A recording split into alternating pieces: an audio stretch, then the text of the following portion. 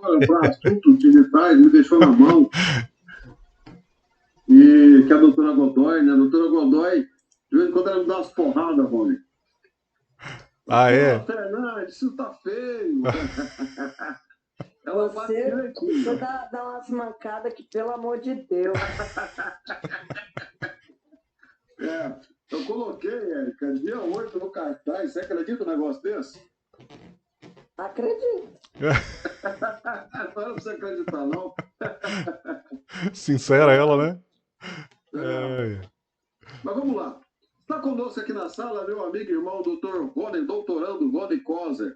O Rony é psicanalista e mestre em teologia, professor de ensino religioso, doutorando em teologia pela PUC, Rio de Janeiro.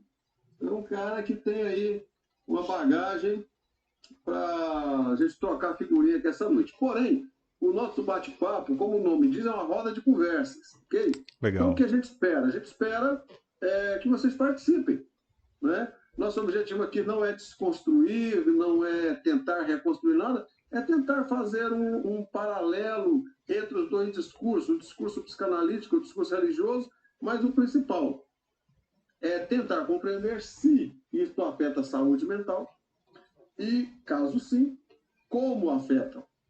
Mas o principal, como a psicanálise pode ajudar no processo terapêutico para que a pessoa possa conviver com a sua fé sem ser massacrado ou oprimido por ela. Beleza? Essa é a Eu nossa já premissa tenho uma inicial. pergunta para começar. Eita! Você falou que você é professor de ensino religioso. Exato. Ainda existe essa matéria nas escolas? Existe. Pelo ensino religioso, Érica. Você não É, acredita? Não, eu tô de cara, porque. existe. Mas espera lá. Ensino religioso na minha época era ensino cristão. Educação religiosa, era diferente. Não, era Exato. ensino religioso também. Mas eles faziam educação religiosa. Era Não tem catequético. nada. Mas era ensino cristão. Hoje, com esse debate do Estado laico, você ensina ensino religioso mesmo, de várias religiões, ou ainda se continua ensinando cristianismo nas escolas? Eu sou cristã, tá? Ok. Mas hoje eu tenho uma visão de que em ensino religioso não se deveria ensinar somente cristianismo nas escolas. Perfeito. Professor Isomato com a bola? Tá, ô Érica, a Lei 9475 de 96, assinado, salvo me engano, por Paulo Renato, ela não permite mais o catecismo. Ela Exatamente. não permite catequização.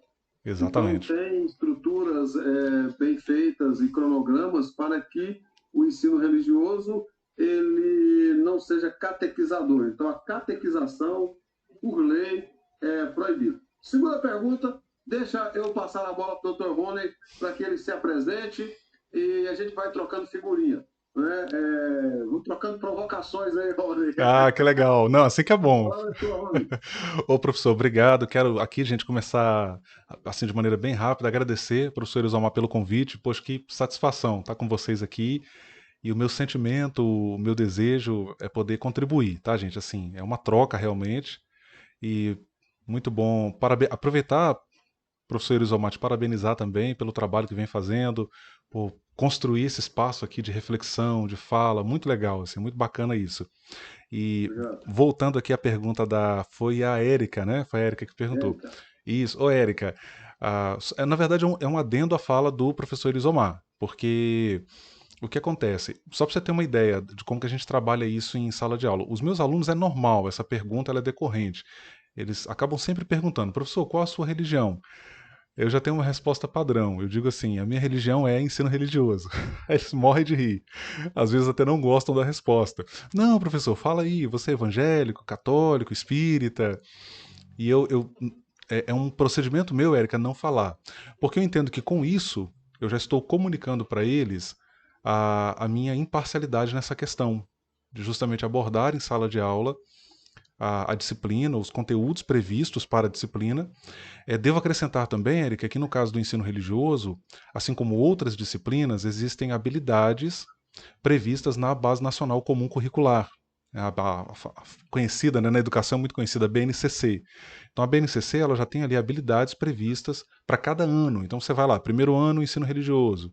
Aí você tem ali um conteúdo teórico que você vai trabalhar, ou conteúdos, na verdade, né, porque são várias habilidades. Geralmente você tem ali 6, 7 habilidades para cada ano. Então, primeiro ano, segundo ano, terceiro ano, cada habilidade tem um código, né? Então você segue aquilo ali. E quando você considera essas habilidades, o Eric e todos os demais que estão na sala, o que você percebe nessas habilidades?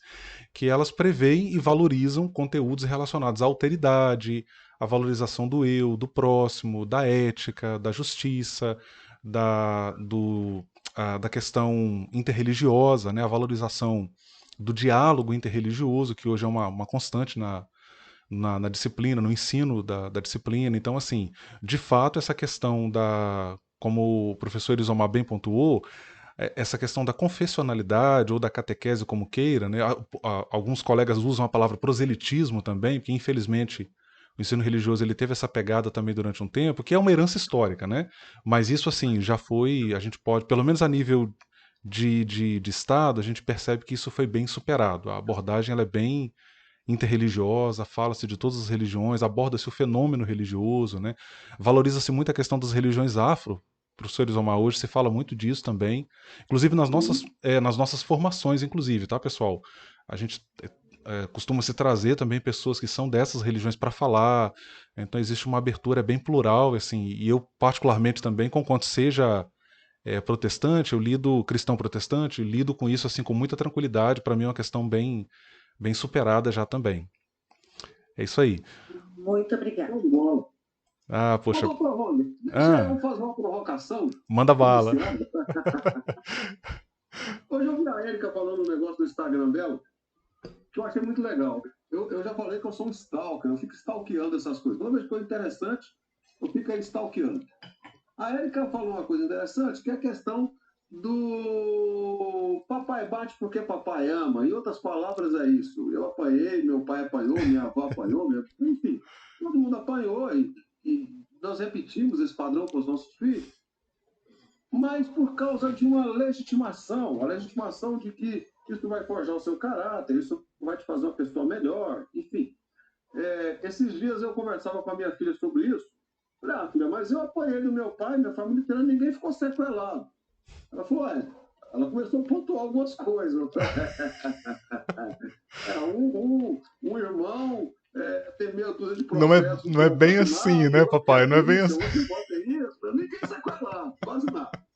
Mas, enfim, o sofrimento, ele faz parte do discurso religioso. Sofrer, ser sofredor, faz parte do discurso religioso. O apelo para a religião, tanto que a Universal do Reino de Deus usa isso muito forte, pare de sofrer. Pô, um apelo fortíssimo. Quem não quer parar de sofrer? Mas nesse pare de sofrer, acaba se fazendo uma teodiceia, ou algumas formas de teodiceia.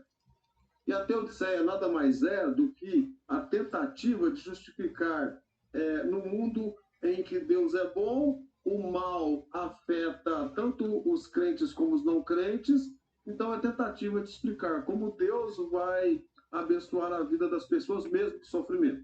Aí começam as explicações como as teologias tantas do desterro, do Cristo sofredor e outras. Na sua opinião, Rony, como é que fica a saúde mental frente a esse discurso do sofrimento e do não sofrimento? Boa, professor Erizomar, boa. Eu tenho uma resposta que é categórica, mas que merece ponderação. A minha resposta é que a saúde mental ela fica seriamente comprometida, porque a expressão que você usou, professor, é perfeita, é adequada. É você legitimar o sofrimento e não lidar com o sofrimento como um fato da vida. Então eu acho que isso cria, na verdade, eu até lembro, inclusive, e você mesmo, professor, para todos que estão aqui na sala, gente, não mencionamos, eu fui aluno do professor Erizomar no curso de psicanálise, né? Inclusive, Foi uma experiência assim, esse processo formativo. O professor Isomar uma vez fez uma citação que eu nunca esqueci. Ele cita um poeta que diz que quem não sofreu não passou pela vida. Não é isso, professor Isomar? Me corrija se eu estiver fazendo a citação Quem imprecisa. passou pela vida em brancas nuvens, em plácido repouso adormeceu. Quem passou pela vida não sofreu o frio da desgraça, foi espécie de homem, não foi homem, só passou pela vida, não viveu. Exato. Então, o sofrimento, ele é parte da vida, é parte da existência humana. Eu percebo essa reflexão, ela sendo feita com muita propriedade, inclusive na filosofia. Na filosofia, o meu interesse, eu tenho assim dois filósofos, né, que são minha predileção na filosofia. Um deles é Martin Heidegger, e Heidegger ele trabalha ali a questão da angústia no ser humano, a questão do vazio. Então existe essa reflexão é feita com muita profundidade também na filosofia. A religião naturalmente aborda esse assunto, mas a gente percebe que, face a isso que foi colocado, no Brasil nós tivemos uma influência muito grande da teologia da prosperidade. Uma teologia que entra no Brasil a partir dos anos 80, 90, você tem uma ênfase muito grande no discurso da prosperidade, e dentro desse, vamos dizer assim, dessa abordagem, você tem ali a ideia da confissão positiva, que é, de certo modo, uma forma de lidar com o sofrimento que é muito inadequada, porque não encara o sofrimento justamente como um fato da vida, com o qual você precisa lidar, e em alguns momentos é possível superar, em alguns momentos não. O que eu quero dizer com isso, pessoal? Existe aquele sofrimento que é provocado pelas nossas escolhas, pelas nossas ações, por questões éticas, e de algum modo isso volta para a gente negativamente. Mas existe aquele sofrimento que é um fato da vida posto, né?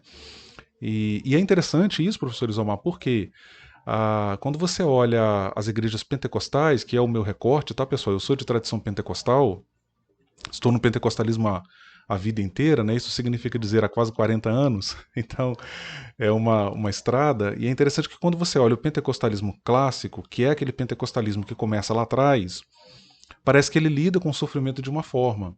Quando você olha a teologia da prosperidade, que ganha muito espaço no pentecostalismo, ela já caminha numa outra direção, que é justamente no sentido de negar e afirmar que você, sendo salvo, sendo filho de Deus, você não pode sofrer. Sofrimento aqui nas suas diversas naturezas. O sofrimento causado por algum tipo de privação econômica, que é a grande ênfase, inclusive, da teologia da prosperidade, né? Então, bom, eu sou filho de Deus, eu não posso sofrer em decorrência de alguma dificuldade financeira, eu preciso prosperar.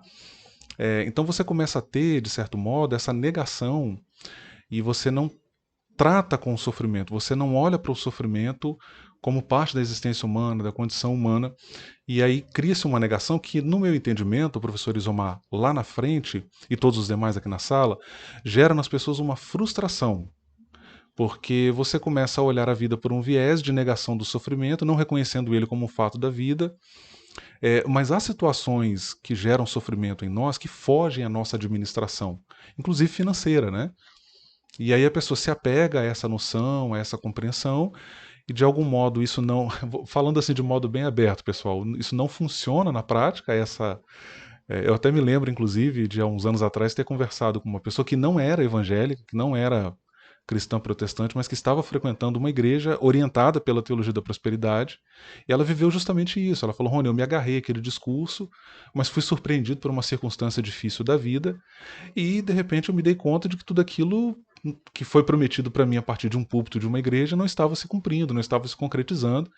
E foi até engraçado porque ele quis ir lá cobrar do pastor, porque o pastor havia feito uma promessa, sabe, professor Isomar, daquelas assim, bem triunfalistas, né? Não, vem aqui, você pode voltar aqui, se não der certo na sua vida, e volta aqui para me cobrar. E ele falou: Rony, eu estava decidido a voltar lá para cobrar ele. Eu não fui porque os meus familiares me seguraram, né? Os meus parentes me seguraram, mas eu fiquei revoltado. Então, assim, isso gera, de fato, frustrações. E é interessante que, agora, olhando assim, fazendo um recorte aqui, pessoal, bem olhando assim, bem mesmo pelas lentes da teologia. A minha formação maior é na área da teologia. E quando a gente olha assim por uma lente mais teológica, pelo menos a partir da minha formação, eu me defino como um pentecostal clássico, é interessante que esse modo de encarar o sofrimento nós entendemos como contrário ao ensino de Jesus. Porque parece que, de algum modo, Jesus ele nos prepara justamente para lidar com as circunstâncias difíceis da vida. A gente retoma, inclusive, textos bíblicos, né? E Jesus ele vai dizer, olha, no mundo tereis aflições, mas tem de bom ânimo, eu venci o mundo. Né? Jesus, ele o tempo todo está lidando justamente com pessoas que estão à margem da sociedade judaica daquele tempo, que são pessoas sofredoras, né? São pessoas que estão numa condição de sofrimento. Então parece que a gente viu se levantar no Brasil uma tendência que é contrária justamente ao ensino do Evangelho. Né? Professor Isomar, se eu estiver sendo prolixo demais na resposta, me interrompa aí, tá bom? Eu vou tentar ser mais objetivo aqui. Mas é basicamente isso, espero ter contribuído. Você pedir para um doutorando não ser prolixo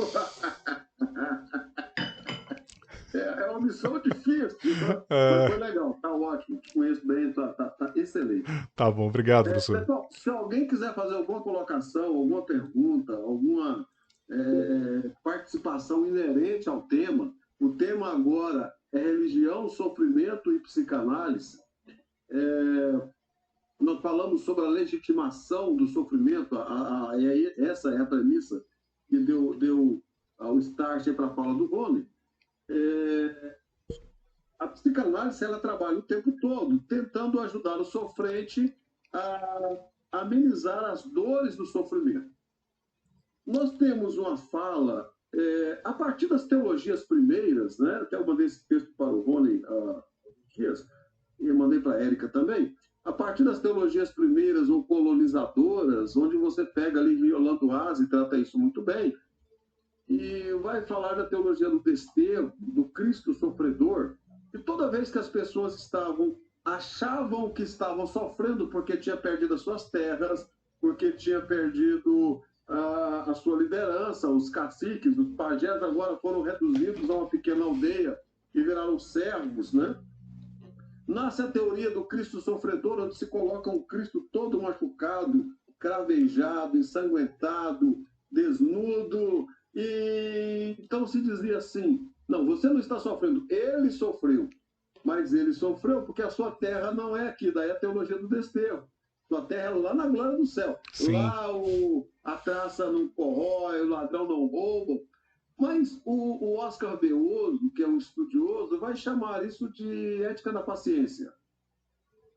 E aí eu acho que a gente entra nessa ética da paciência fazendo um paralelo com a Divina Comédia. Chega a ser bizarro em alguns momentos em que você é induzido a aceitar. Sim. E aqui, meus amigos, meus colegas de estudo, e aqui entra um problema, porque nessa ética da paciência, em que hora que melhora, vem todas as tragédias sociais, dentre muitas tragédias sociais, nos lares cristãos, inclusive. Eu acho que esse é o teor da nossa discussão aqui. Até onde nós devemos entrar pela ética da paciência de Beoso, aceitando a teologia do Cristo sofredor, ou até onde o discurso freudiano poderá nos ajudar nesse processo de, olha, espera um pouquinho, você está sofrendo aqui, mas você abrir mão dessas coisas aqui, você pode ter um resultado melhor. O problema é que essas coisas, às vezes, é o casamento. Às vezes é sair de casa.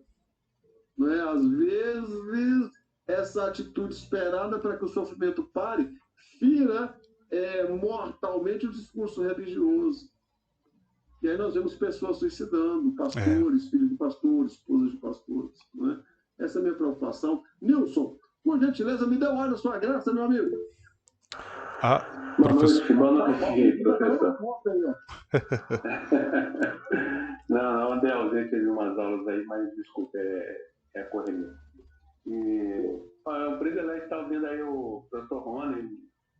Eu não conhecia, mas nessa área da teologia me interessa muito. E as pessoas que vêm com a bagagem assim, eu estou aqui parado ouvindo, estou assim, muito satisfeito com as explicações.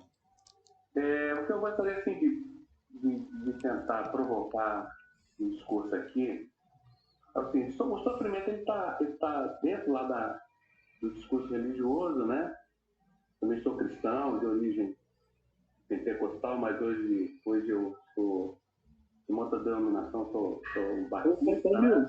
Nilson, segura só um pouquinho a sua fala, porque acabou de entrar na sala aqui mais um ilustre amigo, presidente da NUPSIC, meu amigo pastor Manuel Messias. Um abraço muito grande. Daqui a pouquinho eu te passo a fala, depois que o Nilson terminar a fala dele, pastor. Ah, e o Cláudio pediu também, professor Isomar. O Cláudio havia levantado a mão, sim. Ótimo. Pode continuar, Nilson. O sofrimento está embutido ali dentro do discurso religioso e também está embutido dentro da psicanálise, né? A psicanálise trata isso daí e a religião trata cada um dentro do seu aspecto, né? Mental, psicológico de um lado, e você tem o religioso de outro. E voltando à teoria da prosperidade, que tenta dar um outro viés de sofrimento, o que eu vejo, assim, não que eu aceite totalmente a teoria da prosperidade, eu acho que ela tem seus efeitos, mas ela veio, assim, eu hoje pensando, eu acho que ela veio trazendo uma terceira via para aqueles que, se a gente for ver o público que está ali, somente crentes, né? Vamos dizer assim, a gente vê alguns que para alguns parece que funciona, né? A impressão que eu tenho que para alguns funciona, talvez para outros não. Mas isso a gente vê também fora dessa teoria, né? Alguns crentes acham que esse sofrimento, sei lá, funciona para ele, mas o outro irmão, vamos dizer assim, passa por isso. Mas eu acho que a teoria da prosperidade, ela trouxe, assim, vamos dizer, um melhoral para essa dor de cabeça que lá na frente ele vai ter uma decepção? Sim, talvez não. Talvez não. Eu não consigo, assim, avaliar estatisticamente se isso vai funcionar ou não, né? Não sigo isso daí, mas eu vejo que ali acontece algo que arrasta muita gente. Alguns com histórias positivas e grande parte ou minoria, não sei, eu não conheço a estatística de saber se realmente é tudo charlatanismo. Mas voltando aqui, eu acho que o sofrimento tem que ser tratado pela religião, né? Não de forma charlatã, achar que você realmente tem que sofrer para passar por aqui. E também tem que ser tratado pela psicanálise, para fazer o paciente entender como que ele trata aquilo. Agora, o detalhe é o psicanalista, como que ele tem um conceito religioso. É isso que eu queria perguntar ao senhor, pessoal, onde eu queria chegar. Eu sou, vamos dizer, como psicanalista, uma formação pentecostal, doutorando, como que o senhor encararia um paciente com sofrimento? Como é que o senhor entraria um pouquinho no campo religioso? Não entraria? Tentaria abordar isso? Me dá essa noção. Ah, perfeito. Agora, professor Isomal, depois.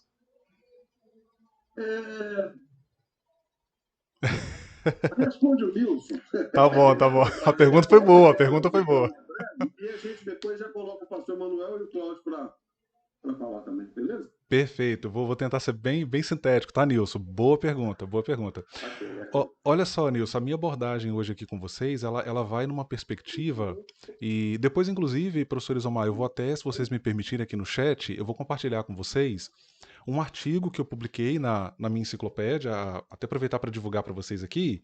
A minha enciclopédia foi publicada pela editora Reflexão, e eu tenho um artigo nela que fala, ô Nilson, sobre a ambivalência do contexto religioso. Eu publiquei, na verdade, eu produzi esse artigo em coautoria com uma colega que é psicóloga, né? E então o meu trabalho, eu me defino, inclusive, ô Nilson, como um teólogo, né? Já mencionei, de tradição pentecostal, mais alinhado ali com o pentecostalismo clássico, mas me defino como um teólogo transdisciplinar. O que eu quero dizer com isso? Para mim é muito confortável esse diálogo com as diferentes áreas de conhecimento. Claro que tem alguma correlação entre si, né? É o caso da teologia, e da psicanálise. Então, por exemplo, se eu vou atender uma pessoa, eu até devo dizer a vocês aqui, pessoal, eu tenho a formação em psicanálise, mas não sou psicanalista em exercício, ok? Eu acabei concentrando mesmo a minha atividade no ensino e na teologia. Mas vamos imaginar esse cenário. Eu estou ali, vou atender uma pessoa, sou psicanalista, e, né, naquele momento ali do setting psicanalítico. Naturalmente, Nilson, como psicanalista, eu vou usar os aportes teóricos que a própria psicanálise me fornece, esse instrumental. Por exemplo, digamos assim, o cuidado que um profissional da psicanálise teria. Um cuidado que me parece ser um cuidado básico para todo profissional da psicanálise no atendimento. Levantar o histórico do cliente. Justamente tentar entender a sua vida anterior. E a psicanálise é bem interessante porque ela valoriza muito o passado, né? A gente até brinca com isso e diz que na psicanálise águas passadas movem moinhos, né? Então, então, ou seja, tentar justamente fazer esse levantamento, entender o que desdobrou. Agora, levantar a questão religiosa no setting psicanalítico, para mim, eu acho que é algo que pode ter pertinência se a pessoa que está sendo atendida coloca isso como relevante. Nesse sentido, pessoal, talvez eu seja bem ortodoxo na psicanálise, tá, Nilson? Eu sei que pode parecer paradoxal para vocês, mas, por exemplo, quando eu ouço a expressão, e com todo respeito a quem aqui no grupo for simpático a isso, ok? Mas quando eu ouço, por exemplo, a expressão psicanálise paulina, eu tenho uma enorme dificuldade com isso, né? Porque e eu trabalho, e a minha pesquisa, tanto no mestrado quanto agora no doutorado, é no campo da hermenêutica bíblica, né? Eu estou dialogando ali com a questão da hermenêutica. Então eu acho que isso incorre num anacronismo muito sério. Então eu, por exemplo, prefiro, conquanto eu dialogue, mas em alguns momentos, Nilson, não sei se você está conseguindo acompanhar o meu raciocínio, em alguns momentos eu gosto de Perfeito, perfeito. entende? Então, eu gosto de preservar as especificidades de cada área. Então, eu vou dialogar com a teologia, eu vou buscar aportes no campo lá da teologia, eventualmente para uma questão psicanalítica, sim, mas preservando as especificidades, né? Então, resumindo a minha fala e concluindo aqui o argumento, essa tentativa de resposta, Nilson, à sua importante pergunta, eu vou retomar uma fala que eu proferi num podcast na segunda-feira passada agora, quando a Larissa, né, que era a jovem lá que estava me entrevistando, ela levantou uma questão que parece um pouco com o que foi colocado aqui, e eu falei justamente sobre isso, né? O professor Isomar usou uma expressão sobre oração, como é que foi, professor? Orar que existe essa ideia, né, de que a gente não vamos orar que Hora que melhora. sim. Então, gente, vocês estão diante de um homem que é um homem profundamente religioso, que oro regularmente, choro enquanto ouço louvores, bem crentão mesmo, acredite se quiser. Mas, por exemplo, algumas coisas para mim estão bem resolvidas. E eu falei lá no podcast, Nilson, olha, se alguém me procura numa situação difícil, professor, eu estou desempregado, ore, confie no Senhor, como dizemos nós pentecostais, né? Entrega a sua causa a Ele, mas levante cedo, se qualifique, estude, espalhe currículos. Agora não é nem espalhe currículos mais, né? Agora envie currículos, cadastre currículos, né? Os tempos são outros agora, né? Eu tô à moda antiga aí. Entende, Nilson? Então, eu acho que a gente não precisa necessariamente ter essas perspectivas em antagonismo, mas elas podem ser dialogais. Perfeito, excelente, excelente. Muito bom, professor. Ok, fico feliz em Agradeço. ter contribuído, Nilson. Sem áudio, professor. Meu amigo Cláudio, eu já vou passar a palavra para você, mas vamos só ouvir a saudação aqui rapidinho do Manuel Messias. E tem uma questão em particular que é importante. Ele é meu chefe. Eu dou aula na escola dele, então, pô, tem que tratar o chefe direitinho. Pastor, a palavra do senhor para uma breve saudação aos amigos e em seguida a gente continua. Salve, colegas! Meu mestre aí, Fernandes, ao professor e a todos que estão aí nesta desse proveitoso bate-papo nessa live. Eu preciso confessar para vocês que eu estou no volante agora no trânsito, estou chegando em casa daqui a pouco, e não é recomendável, né, estar dirigindo e falando, né, ao telefone, numa live principalmente. Mas obrigado pela aceitação aqui e vou falar com vocês assim que eu chegar em casa, tá bom? Pode ser assim? Alguém pode adiantar aí a fala? Pode ser, meu irmão. Obrigado. Fique na paz. Obrigado. Cláudio, a palavra é tua. Eu vou continuar ouvindo, tá? Ótimo, meu irmão. Ouvir eu posso.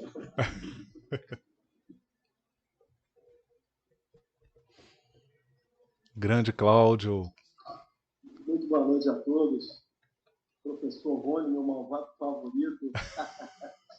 Professor Rizomar, o homem que chutou. Isso aí é faixa vermelha, viu, Rony? Cuidado.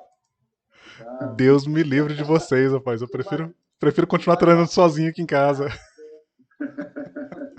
Lá no Mato Grosso, não vai passeando não que dá ruim. Senhores professores e demais amigos que estão participando dessa live, eu gostaria de deixar minha participação em relação ao que o Rony falou sobre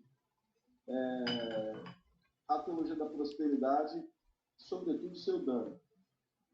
Para quem não me conhece, eu fui ministro do Evangelho por 18 anos, eu estou no Evangelho desde 1993, sobretudo na Assembleia de Deus. Não deixei de ser ministro, né? Quando eu disse aqui, era só pelo fato de estar como titular, o Rony conhece muito bem a minha história. Mas eu venho observando o fenômeno da teologia da prosperidade, do neopentecostalismo, quando está muito bem visto, que ele me acompanha há muitos anos. Mas, sobretudo, no começo dos anos 2000, no final da década de 90 do século passado, deu para observar quem era honesto, quem tinha um pensamento honesto, teológico, e estudando a teologia de forma honesta, que isso era um caminho sem volta, mas que também era um caminho tortuoso, difícil que a igreja estava tomando, copiando um modelo fracassado dos Estados Unidos. Onde já me ouviu falar isso antes? Sobre ser um modelo fracassado dos Estados Unidos. E eu costumo dizer que esse é um caminho prejudicial para a igreja brasileira por duas razões muito simples. A primeira delas é que o evangelho por inteiro não tem em nada, mas nada mesmo, um compromisso ligado a essa confissão. Nada do que está sendo pregado na confissão positiva, na teologia da prosperidade e do determinismo, está ligado às crenças mais básicas do Evangelho ensinado por Jesus, pelos apóstolos e até pelos pais da igreja, depois que tem a patrística dos apóstolos adiante. Uma outra questão é que, se nós analisarmos desde Moisés até João, você não vai ver Deus se comprometendo com o que quer com o homem. Então, você tem duas coisas que coloca a teologia da prosperidade, com o calcanhar de Aquiles praticamente nem de vidro, nem de barro, que é: não há compromisso do Evangelho com essas afirmações,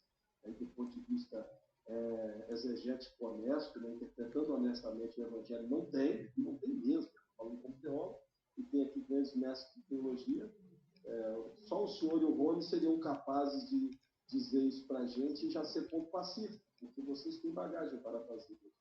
Então, se o Evangelho não tem compromisso com essas afirmações, e Deus não vai se submeter a isso só porque a pessoa acredita, porque aí seria o fascínio de mandar de Deus, eu não sei se tem coisa pior: determinismo, confissão positiva, teologia da prosperidade, ou se você apelar para o fascínio de mandar em Deus. Então, para mim, todos esses elementos colocam a igreja dentro de um movimento que está fadado a provocar o que já está sendo provocado na igreja brasileira, que é um esgotamento espiritual sem precedentes. Tá? O final do diagnóstico, o sintoma final, é o que nós estamos sentindo agora. E seria exatamente isso aí. O esgotamento espiritual que tomou conta das igrejas, provocando desigrejados e todas essas coisas, era o resultado de se esperar. Ele já estava fadado a isso. Essa seria a minha participação aqui. Muito, muito, muito obrigado, meu irmão. Muito pertinente. A discussão é isso, é que é um assunto que vai longe. Ainda mais com tanto teólogo na sala. Isso vai muito longe. Eu queria fazer um novo link entre a psicanálise e a religião. Fazer uma nova tomada, porque esse é o nosso grande foco. Quando a gente pensa em teologia da prosperidade, Nilson, e fala em estatística, rapaz, a conta fica feia, viu? Quando a estatística honesta, a conta fica feia. Mas, me perdoe a interrupção, mas eu falo também do ponto de vista psicanalítico, né? Eu me formei em psicanálise em 2002 e também acompanhei esse comportamento no que diz respeito aos males causados aí pelo esgotamento provocado. Sua fala foi majestosa, foi brilhante, meu irmão. Um dos pontos fortes que a gente percebe, posso estar equivocado, posso estar olhando por um ângulo somente, não com um foco multiangular, como diz Cury, mas me parece que um dos pontos fortes da repulsa em relação à religião, ou a alguns religiosos, entendo, quando eu falo religião, não estou falando de Deus. Deus é uma coisa, a religião é outra. São duas entidades absolutamente distintas, não tem nada absolutamente a ver uma com a outra. Né? Vamos falando dos construtos, dos edifícios teóricos, que nós chamamos de religião. Então, me parece que uma das repulsas em relação ao discurso religioso e não a Deus, em relação a Freud, tem a sua origem na teoria da neurose obsessiva. E quando Freud fala em neurose obsessiva, ele gera um mal-estar muito grande na sua comunidade, e esse mal-estar dura até hoje. Porque até hoje tem gente que acha que Freud é do capeta. Né? Porque ele coloca... quando eu falo nessa figura emblemática de capeta, eu tenho que trazer Dante Alighieri de volta. Eu tenho que buscar o Alighieri para a conversa novamente, que é nesse sentido. Mas fala isso. Oi? Como é? Me lembro do Olavo de Carvalho também, do diabo. O resto eu não lembro, não. Né? Então, nesse discurso de freudiano, vamos ver que seria essa neurose obsessiva, né? Uma forma de distúrbio que produz um sofrimento psíquico, uma forma de histeria também, e que poderia gerar certa transferência. Essas transferências são múltiplas, né? E o pior, às vezes as pessoas geram uma expectativa, e o Rony falou isso muito bem no começo, geram uma expectativa numa resposta imediata. Quando essa resposta imediata para o seu problema não vem, esse mal aumenta, porque ele vai transferir, ele já projetou na fé. Agora não deu certo na fé, eu vou projetar nas drogas, eu vou projetar no consumismo, eu vou projetar no alcoolismo. E neste sentido, o buscar transcender, o buscar realizar, o buscar jogar os seus sentimentos para fora ou para algo que lhe seja maior, gera um sofrimento no homem, porque todas essas transferências, ele vai ver no final que transferiu, gerou expectativa, mas o mal continua. Óbvio, eu sou cristão, eu oro. Há quem não acredite nisso, viu, Rony? Sim. Há quem não acredite. Uma vez me deram uma placa num curso de teologia que eu ministrei, a placa tinha o nome de Erisiomar, que eu era herege. Mas não sou. Né? Eu simplesmente gosto de ver a coisa num discurso racional. Eu gosto de ver a fé. Algumas pessoas falam que quando você estuda a religião, você fica ateu. Não. Quando você estuda a religião, você simplesmente deixa de aceitar qualquer tipo de discurso. Sim. Agora nós precisamos ter algo mais convincente. Nós precisamos ter algo que nos convença de fato, mas que nos convença não de acordo com um discurso vazio, mas um discurso que tem link com a religião que nós chamamos de cristianismo. E não com os discursos religiosos outros. Todo discurso carrega uma ideologia. A pergunta que nós devemos nos fazer é qual discurso está em jogo, ou qual ideologia está em jogo em cada discurso. Mas quando eu penso nessas transferências, aí eu volto a palavra para o Rony, o que fazer, Rony, nesse discurso psicanalítico, com esse sofrimento produzido, seja na ética de paciência do Beoso, ou seja na repressão da consciência de Paulo Freire, dois extremos, qual seria a posição do psicanalista religioso, do religioso psicanalista, frente às demandas sociais que não foram atendidas com as orações? Boa pergunta, professor. Boa pergunta, pertinente e super atual. Eu diria que chamar a realidade e resgatar algumas noções relativas ao próprio cristianismo que, de algum modo, professor Isomar, parecem ter se perdido. Veja, por exemplo, professor, o John Stott, que é um teólogo muito querido, né, muito lido no Brasil também, tem uma expressão dele que eu acho fantástica. Ele diz que crer é também pensar. A ideia do cristianismo como uma religião que mira o céu, mira o transcendente ou o metafísico, né, para falar em termos filosóficos, como queiram, ou para falar em linguagem bem pentecostal, eu não nego o ethos, né, não nego o lugar de fala, você mira a eternidade com Cristo, mas você tem os pés no chão da vida. E, na verdade, professor Isomar e todos os demais que estão na sala, essa dificuldade de considerar as demandas existenciais, as questões da vida, elas, me parece que no pentecostalismo em particular, permitam-me fazer esse recorte aqui, ela é muito devedora também a uma espécie de platonismo que entrou, que coloca em contradição ou em choque material e imaterial, corpo e alma, e fica essa tensão, esse dualismo constante. Inclusive fala-se de dualismo na teologia cristã. Então, na tradição pentecostal, durante muito tempo, falar de sexo, por exemplo, foi tabu, e ainda é em muitos lugares, né? Ainda é. Você falar de desfrutar da sexualidade, pensar, às vezes, a simples menção do corpo como fonte de prazer, de satisfação, de bem-estar, e isso não só em relação ao sexo, tá, gente? Isso foi assim levado tanto a extremos que, às vezes, até mesmo uma atividade física, como, por exemplo, tá aí o professor Isomar, que é do judô, o Cláudio, que é do jiu-jitsu, eu que não sou de nada, mas de vez em quando fico aqui fazendo meus treinos aqui, treino com meu sobrinho que tá fazendo kickboxing, até O Rony é do saco de areia. do saco de areia. Poxa, não precisava humilhar também, né, Cláudio? Mas assim, até isso, né? Ir para uma academia, malhar, então essa tensão.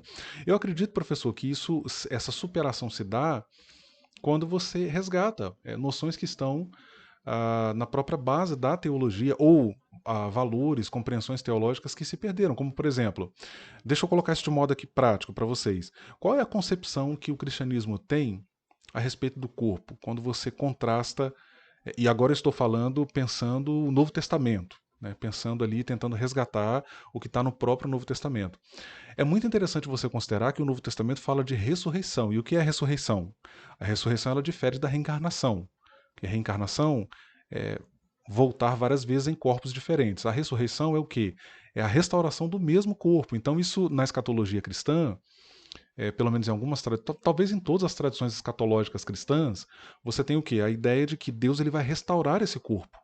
Então esse corpo ele está no plano escatológico de Deus. Esse corpo, há um projeto de Deus para esse corpo. E por isso, gente, vamos cuidar desse corpo, né?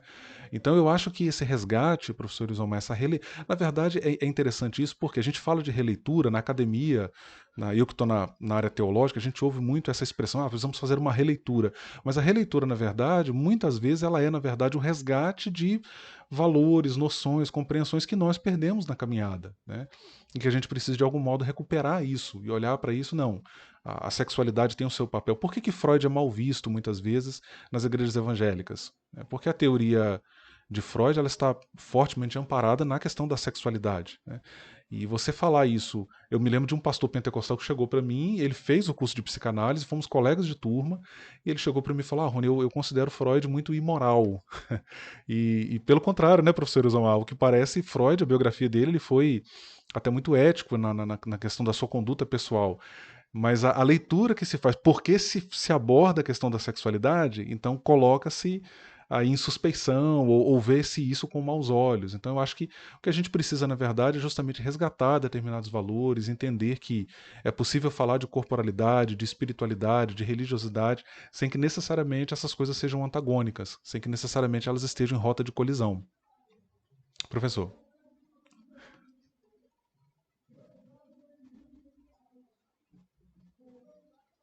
Me conceda uma pequena parte da sua fala, vai exatamente sobre o que você está falando. Para Freud, tinham basicamente dois monstros que bloqueavam os caminhos do indivíduo. Assim, o recorte freudiano seria a natureza e a civilização. Sim. A natureza ser conquistada, né? E aí eu coloco um grifo meu nessa civilização, como também as questões culturais, leis e regras. E neste contexto, Freud dizia que a religião rebaixava o valor da vida. E aí entra essa parte, porque é exatamente quando a gente vê aqueles discursos absurdos, não precisa estudar que Jesus está voltando, depressão é coisa do diabo, hora que a depressão vai embora, né? E enquanto estiver colocando a mão na cabeça do borderline, que está com problema naquele momento, querendo expulsar demônio, você vê que aí, neste caso, Freud tem razão. Freud não teve razão em muitas outras coisas. Não é? Seria ingenuidade nossa hoje querer fazer psicanálise no mundo da pós-metafísica, dizendo eu sou um ortodoxo freudiano, sendo que tem tantas pessoas boas que vieram depois e tantas contribuições interessantes.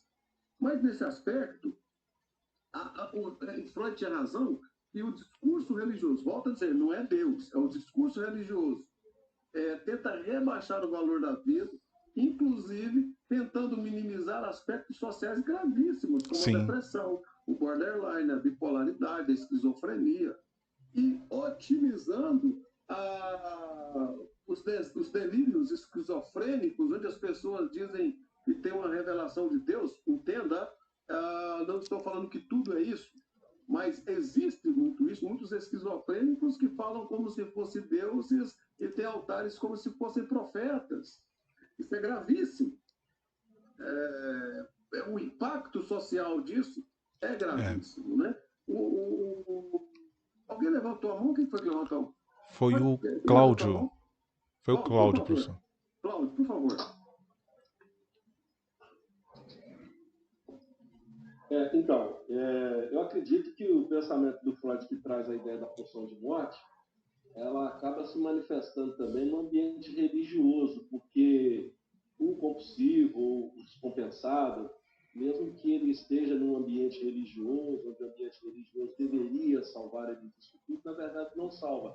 A pulsão vai estar lá e ele será compulsivo naquilo também. E aí, se for uma coisa que saiu ao ortodoxo, ou que saiu àquilo em que a religião seria benéfica para ele, a mesma religião não será benéfica, porque ele está usando ela com o mesmo critério de função de morte que viria de qualquer outro tipo de segmento de onde ele estivesse vindo, mesmo que não seja aquela sua tara, mesmo que não seja aquela sua esquizofrenia manifesta, o fato de ser religião e ele se exacerbar nela também, a função de morte vai acabar surgindo, aparecendo, e vinculando a ela aquilo que poderia ser benéfico acaba não sendo.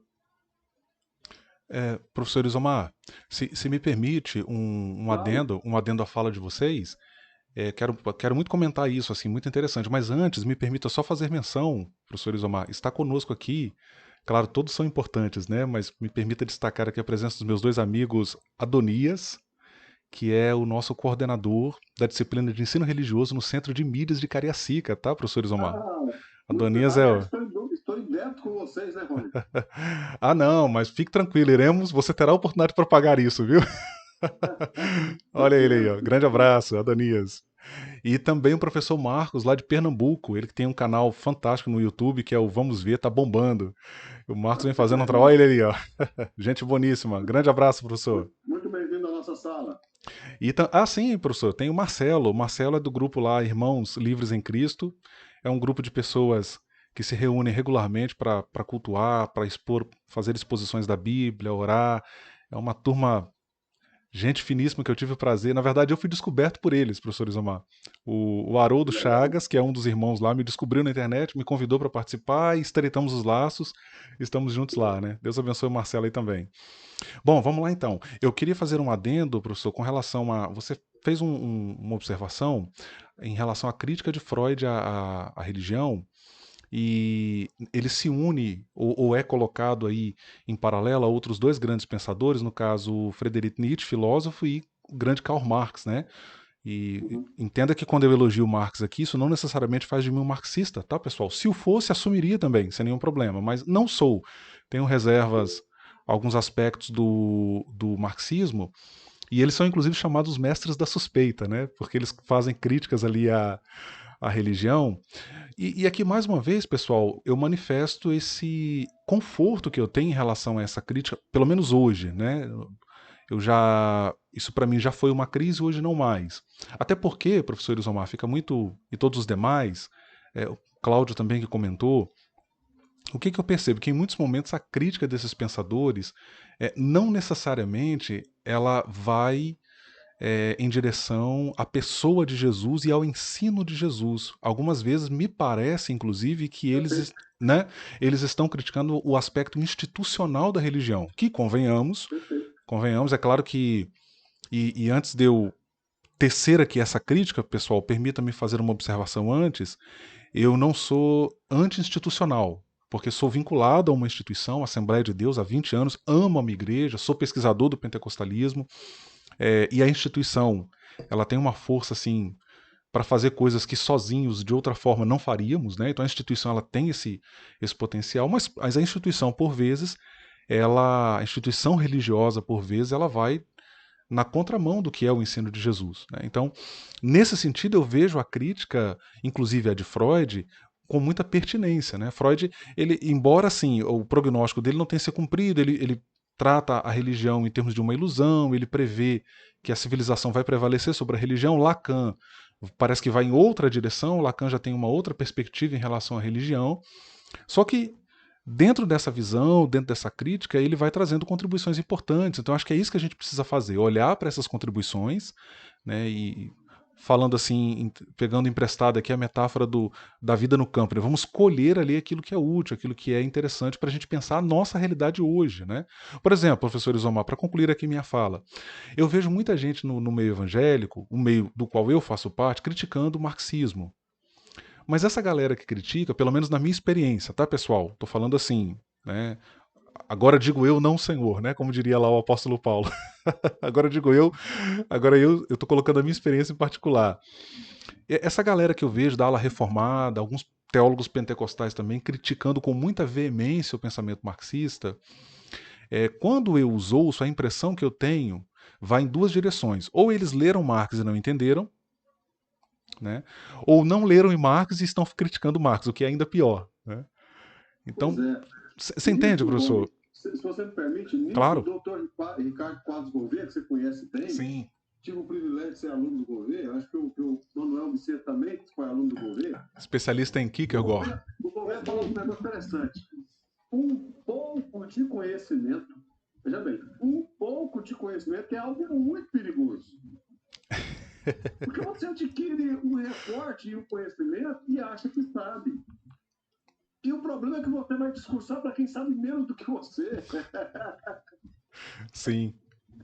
Então, um pouco de conhecimento, e você fala de Marx aí, e de Nietzsche, eu gosto muito do pensamento do Nietzsche quando ele fala da morte de Deus, na verdade, uma chamada profunda para que se use a razão frente à igreja e Estado, as demandas da igreja e Estado, e não necessariamente contra Deus propriamente dito. Exatamente. E muita gente nem se dá conta disso, né, professor? Sim. Exatamente. Quando o Nietzsche chama as pessoas para pensar, espera um pouquinho, eu tenho que assumir, como dizendo, eu preciso habitar em minha própria casa, eu preciso assumir as consequências dos meus erros e lutar para conquistar as coisas que eu necessito. Professor Isomar, uma fala rapidinho. Eu cresci, né, ouvindo essa crítica, eu citei Marx, trouxe Marx aqui para essa conversa, né?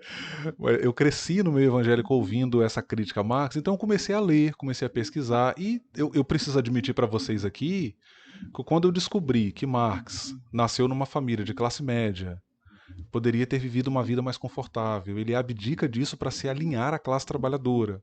A leitura que ele faz, e diga-se de passagem, amigos, amigas, a análise de Marx, na verdade, é socioeconômica. Marx falou pouco sobre religião.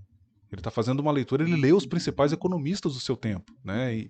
Então eu fico assim até tentando entender o porquê dessa crítica tão violenta a Marx no meio evangélico, quando na verdade Marx está fazendo uma análise socioeconômica da realidade. E ele está escrevendo numa época em que pessoas estão trabalhando em fábricas insalubres durante 14, 16 horas por dia, e ele vai criticar isso, ele vai criticar esses aspectos do capitalismo.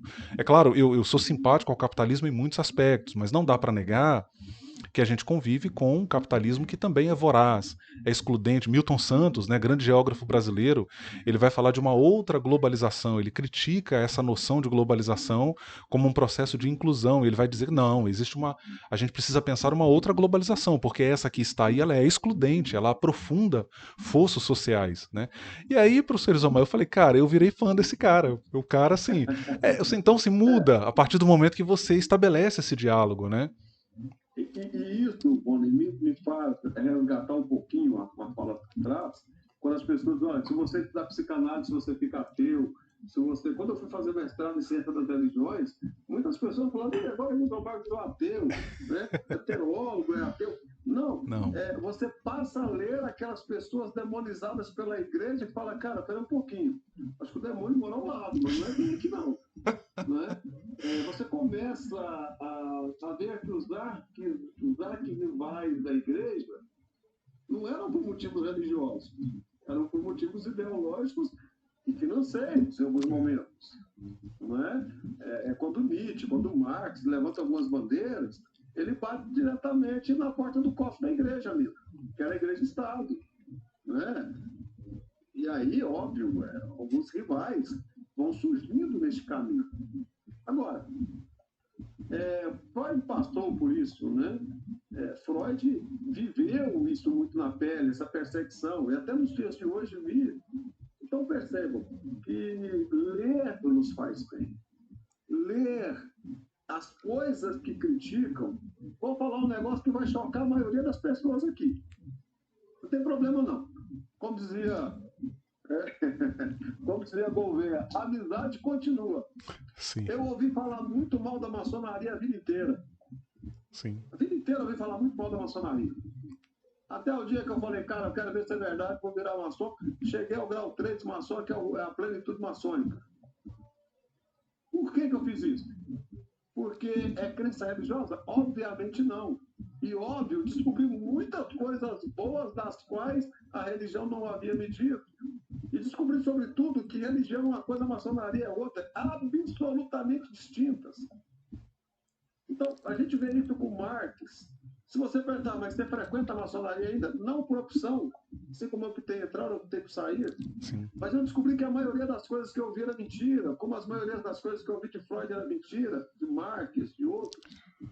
E a maioria das coisas que eu ouvi sobre doença mental era mentira. Sim. Que doença mental não é do diabo, é coisa orgânica, nós precisamos tratá-la. O pastor pode sim ser um terapeuta.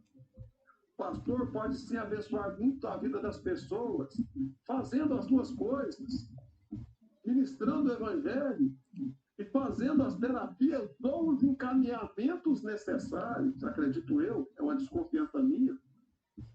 Fui missionário por 20 anos. Por 10 sem psicanálise e por 10 com a psicanálise. O meu ministério com a psicanálise foi muito mais efetivo. Olha, a Rosa falando, já ouvi muito isso, depressão do diabo. Eu faço palestras nas igrejas, não sinto com frequência. Não é? Érica, pode falar, depois a Rosângela está lá na frente primeiro. Depois que a Rosângela falar, a Érica pode falar em seguida. Vamos lá?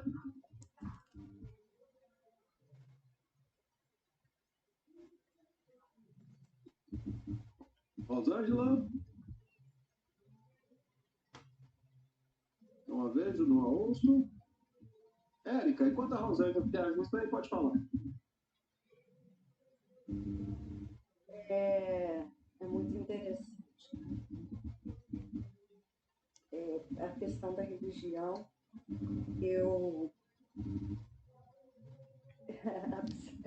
é muito doido estar aqui na serviço, porque tem hora, o meu amigo que participou de um fórum, ele falou, Érica, tá muito crente lá, né? E o Rico, ele também cresceu em igreja evangélica. Eu, como filho de pastor, diferentemente do nosso doutorando, eu não me vejo mais dentro de uma instituição. Vivi em instituição evangélica durante toda a minha vida, cantei banda gospel, enfim. Mas eu tenho algumas aversões, sim, com justificadas, né? Porque uma pessoa que nasceu dentro da igreja, um pai pastor, e meu pai foi pastor honrado, foi pastor de verdade, sabe? Ele tinha o trabalho secular dele e ele sempre deu para a igreja. Enfim, não é esses traumas eu não carrego, essas dores eu não carrego, porque eu tive um pai e um pastor honrado. Mas eu tenho muitas críticas em relação às instituições, enfim. Agora, a minha questão aqui hoje por exemplo, eu queria que vocês, já que temos tantas pessoas que entendem de Bíblia, teólogos, enfim, gente aí tarimbada de igreja, eu queria que vocês levantassem, porque isso para mim sim é interessante. Quais são as coisas defendidas, alguns pontos, é claro que não está de repente para falar tudo, mas quais são os pontos principais, vocês já levantaram alguns, defendidos por Freud, Sim. e que são abominados pela igreja, ou pela religião, ou pela religiosidade, enfim. Eu queria que vocês, se puderem, pontuar algumas coisas para ficarem mais claras em relação a isso, Freud versus religião. Teria como fazer isso? Muito legal, Érica. Eu fiz um paralelo. Vamos ver os convidados? Eu fiz um paralelo de dois discursos. O que é isso para a psicanálise e o que é isso para a religião. Chega a ser um discurso comparado, porque é algo ínfimo, muito breve. Mas vamos ouvir o nosso... Vamos trazer o pastor Manuel Vicente para essa conversa e depois, em seguida, a Rony. Sim. E perfeito. Depois, para terminar, a gente faz esse paralelo aí.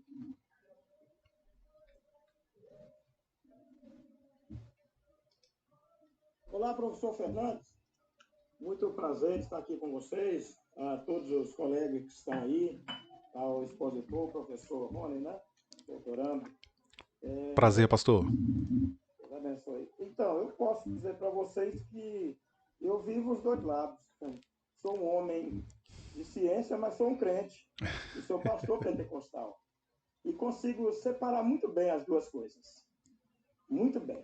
Eu acho que, primeiro, cada um de nós tem que ser tratado para saber separar isso, né? Se, por um lado, os psicanalistas sempre tiveram aquele olhar mais materialista, né, na questão da matéria, do mundo aqui e da sua contemporaneidade, obviamente fazendo aí todo um recorte com a filosofia, com as artes, né, e com a ciência propriamente em si, mas eles não tinham essa vocação, questão espiritual, né? Não estava se ocupando disso. Nós podemos muito bem fazer eu acho que uma interface aí da teologia com a psicanálise e a própria fé em si, né? Desde que a gente separa. Como eu estava ouvindo o professor Rony falar, eu não concordo, eu particularmente também, com essas muitas psicanálises que existem hoje. Psicanálise paulina, né? Psicanálise antroposófica, filosófica, enfim, psicanálise para mim é psicanálise. Freud tem o seu lugar, Lacan e os grandes psicanalistas, né? Nós tivemos grandes psicanalistas que aliaram isso, inclusive entre os pioneiros, né? Adler, Feister, próprio Carl Rogers, que também tinha um conhecimento da religião, e, por que não dizer, né, o grande dissidente da psicanálise, que também teve o seu lugar aí do conhecimento religioso, né? E que trouxe a sua contribuição também. Então, nós temos, eu acho que, quando Freud trata nos seus escritos o mal-estar na civilização, Moisés e o monoteísmo, ele fala de algo que tem sentido também. Eu acho que nós podemos fazer, sim, uma releitura e trazer para o contexto atual e que a gente vive isso aí. Muitas pessoas vivem um deslocamento das suas neuroses na religião. né? A religião em si, o evangelho não é mal. O evangelho é a mensagem de Deus de salvação para a humanidade. O evangelho, ele é a coisa mais linda que nós temos. Só que as pessoas não sabem, às vezes, interpretar nem a própria mensagem que está lá do evangelho. Não interpreta Paulo, não interpreta os apóstolos, não sabe interpretar, e por isso nós somos carregados de muitos misticismos, né? Eu acho que é isso que é o problema. As pessoas precisam ser tratadas, né? 20 anos aprendendo psicanálise, clinicando, né? Ensinando ultimamente, com o mestre Fernandes, que é um parceiro aí, e outros, a gente tem observado muito isso. Dá para ajudar muito o ser humano com esses dois conhecimentos.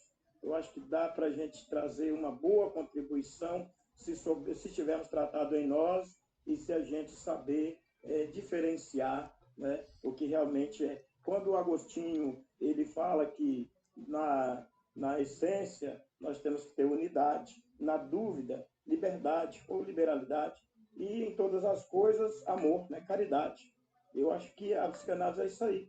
Ela pode ser um gesto ela tem que ter empatia, não é um gesto apenas de amor, né? Você tem que estar tratado afetivamente, e ela leva a isso, mas tem que ter essa empatia que é amor. E o Evangelho também é a maior expressão do amor, né? E claro que nós temos que saber estar também tratados e tratar as pessoas que vêm a nós. Eu acho que quando você faz esta parceria, né, das duas coisas, se torna muito melhor. Não que as pessoas que vivem só da fé, essas pessoas estão no caminho errado, não que elas devem ser desmerecidas, mas, assim como muitos líderes que têm e que tratam a fé, mas sem dúvida, com viés de que o tratamento psicanalítico vai muito... Nenhum das duas. Se não tiver o amor, que é a mensagem da essência, não vai ter tratamento. Eu acho que quando o professor Fernandes falou do grande doutor aí, o grande homem de ciência, que é o Gouveia, Ricardo Quadro Gouveia, e outros mestres que foi citado aí, nós temos, eu acho que, ensinamentos muito importantes. Não a questão de afastar totalmente da fé. Eu concordo também com afastar da fé, como alguns estudam psicanálise e afastam totalmente, começam a falar mal. Eu acho que tem que ter o ponto de equilíbrio. Mas Ricardo ele trata muito do paradoxo, a ciência do paradoxo. Inclusive tem um livro dele que fala da questão do paradoxo, né? E ele cita, ele se especializou. Pastor, A Paixão pelo Paradoxo do Governo. Eu tenho essa obra dele, né? Fui aluno e comprei também essa obra. E, inclusive, ele é especialista em Soren, né? Kierkegaard, que é o grande teólogo, filósofo, né? Que tratou dessa questão do paradoxo. Eu acho que na psicanálise nós temos essa questão da angústia, que é uma dos principais pontos, né? A questão da angústia, e que deve ser tratada. Embora Kierkegaard não trata talvez numa leitura psicanalítica, mas ele fala de uma forma muito importante sobre essa questão e que nós temos que observar. Então, se nós formos olhar, a psicanálise teve sim no seu nascedouro homens de fé também. Teve homens que analisaram bem a religião. E quando Freud fala, eu dou razão para Freud em muita coisa, né? Ele não era um homem que tinha vocação religiosa, mas não que ele desprezava no todo a religião, até porque ele é de herança do povo da fé, né, que é o judaísmo, né, da cultura judaica. Ele é descendente, né? Ele não se ocupava disso. E quando ele trata das neuroses da infância, que podem ser deslocadas na religião, isso é fato, isso é verdade, né? Isso é muito observável isso, né? E nós precisamos tratar as pessoas. Quando eu vejo pessoas desanimando da fé, eu acho que é um grande abismo. Perder a fé é a última instância do ser humano.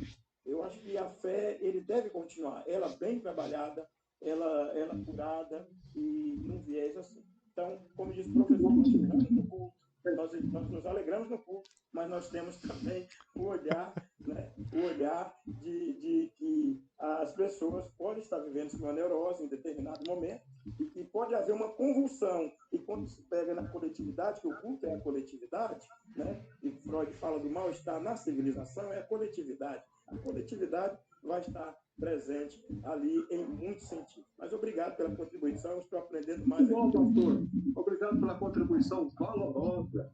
O homem Ó, sem religião. Primeiro, não existe cultura no mundo sem religião. exato. Em todas as culturas do mundo há algum tipo de religião.